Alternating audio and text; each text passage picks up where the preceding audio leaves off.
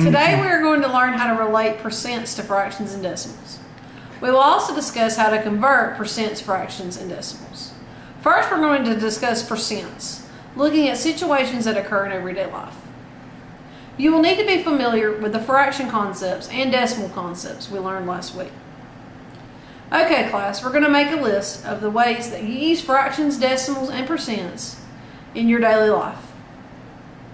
Who can give me an example of how we use this? Okay, for percents, we got test scores. Example is test scores 95%. For fraction, we had our 2/3 cup cooking example. And for decimal, we had our favorite radio station, which is 97.9 for our example. We will continue to add to this list as we discuss fractions, decimals, and percents. Now we're going to do an activity, sense or nonsense. I will show you a statement and I'll read it to you, and you'll need to decide if the percents are reasonable and why. You will do this individually on your own paper, and then we will discuss it as a class. I will read each statement carefully, and you will write down sense if you think the percent listed is reasonable. And you'll write down nonsense if you think it's not reasonable. Okay, here's number 1. Mr. Bragg says he is right 100% of the time. Is he bragging?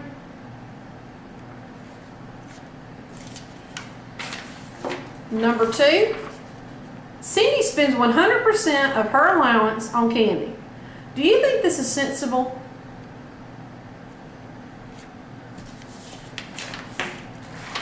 Number 3, Rosa has a paper route. She gets 25% of whatever she collects. Do you think this is a good deal?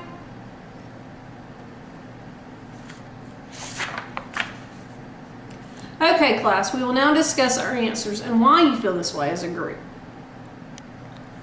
Now we're going to discuss percents, fractions, and decimals. Can anyone tell me the definition of percent? Percent means per 100 or per cent. Can anyone tell me what a decimal is? A decimal is a number with base 10. Let's discuss how fractions and decimals are very closely related. Any decimal can be converted into an equal fraction, and any fraction can be converted into an equal decimal. To convert a fraction into a decimal, you're going to take the numerator, which is the top number of the fraction, and divide by the denominator, which is the bottom number of the fraction. For example, 1/4 is 1 divided by 4, or 0.25, which is 25 hundredths.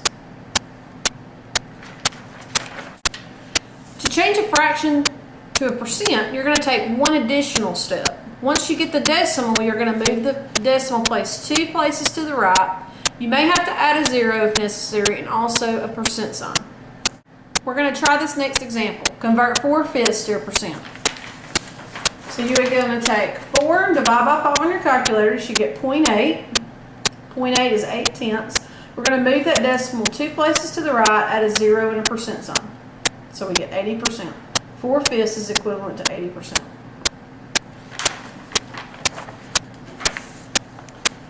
Now that we understand how to convert fractions to decimals and percents, I'm going to give you a worksheet for us to practice. We will do a problem together, and then you will do one on your own, and we'll see if we're all on the right track. The first problem is 3/4. Get out your calculator and divide 3 by 4. You should get 0.75. So 3/4 is equal to 0.75 or 75 hundredths. Now you try number 2. Action. On number 2, did you get, for 1/5, did you get 0.2 or 2/10? Great. Now look at the bottom section. We're going to convert 2/5 to a percent. So I need you to divide 2 divided by 5 on your calculator. You get 0.4. Move the decimal 2 places to the right, and we get 40%. So 2/5 is equivalent to 40%. Now you try number 2. Did you get 50%? 2/4. 2 divided by 4 is 0.5 or 5/10. Move the decimal 2 places to the right, add the 0 and the percent sign, you get 50%. Great job. Now that we have gone over some examples together, I want you to finish this worksheet for classwork, and if you don't finish this homework, we will check our answers tomorrow. Before we leave, we're going to make sure everyone knows what to do. To change from a fraction to a decimal, what do we do? To change from a decimal to a percent, what do we need to do?